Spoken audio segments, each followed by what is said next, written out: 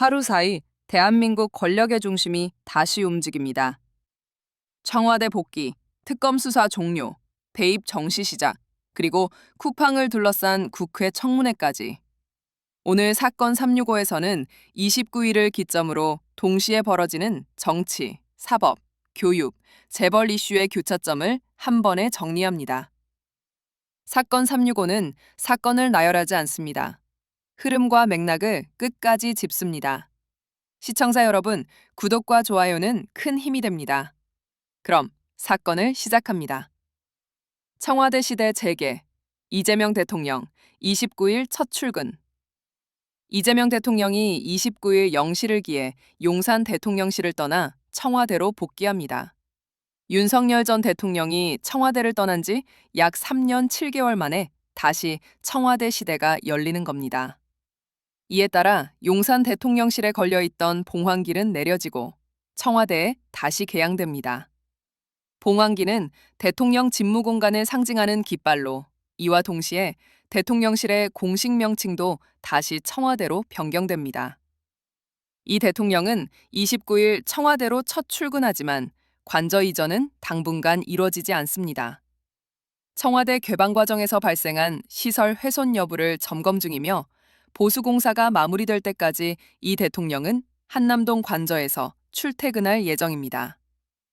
막 내리는 김건희 특검 1080일 수사 결과 발표. 같은 날 김건희 여사의 각종 의혹을 수사해온 민중기 특별검사팀이 180일 수사에 마침표를 찍습니다. 특검은 29일 오전 10시 서울 광화문 KT빌딩 웨스트에 위치한 특검 사무실에서 공식 브리핑을 열고 최종 수사 결과를 발표합니다.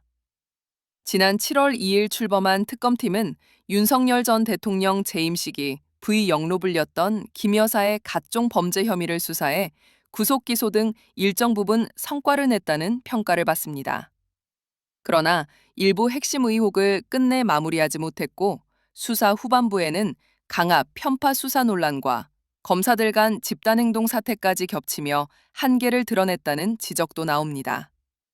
특검이 손을 놓은 사건들은 앞으로 경찰청 국가수사본부로 넘어가 추가 수사가 이어질 전망입니다.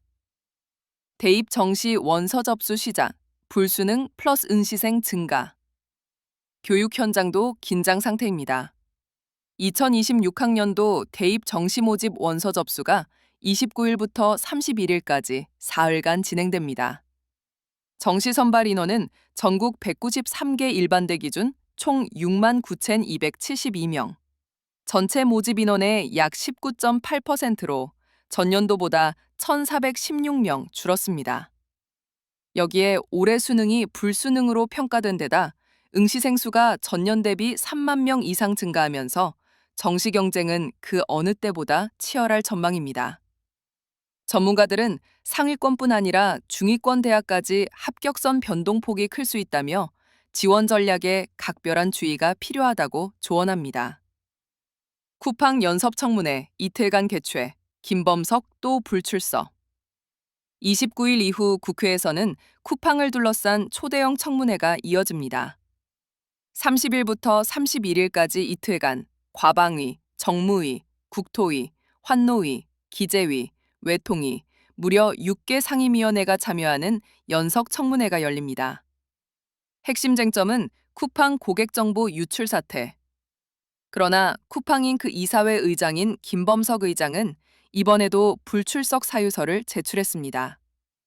김 의장은 이미 지난 17일 과방위 청문회에도 출석하지 않았고 이번이 사실상 두 번째 불출석입니다. 이에 대해 여당인 더불어민주당은 청문회 이후 국정조사 추진과 입국 금지 카드까지 검토 중입니다. 반면 국민의힘은 청문회 대신 국정조사로 가야 한다는 입장을 내며 이번 연석 청문회에 불참할 가능성이 큽니다. 정치권에서는 청문회를 피할수록 의혹은 더 커진다는 비판이 나오고 있습니다. 하나의 날, 4개의 전환점. 청와대 복귀로 상징되는 권력의 이동, 특검 종료로 드러나는 사법의 한계, 불수능 속 입시 전쟁, 그리고 대기업 책임을 묻는 국회 청문회까지. 29일은 단순한 하루가 아니라 정치, 사법, 사회가 동시에 흔들리는 전환점으로 기록될 가능성이 큽니다.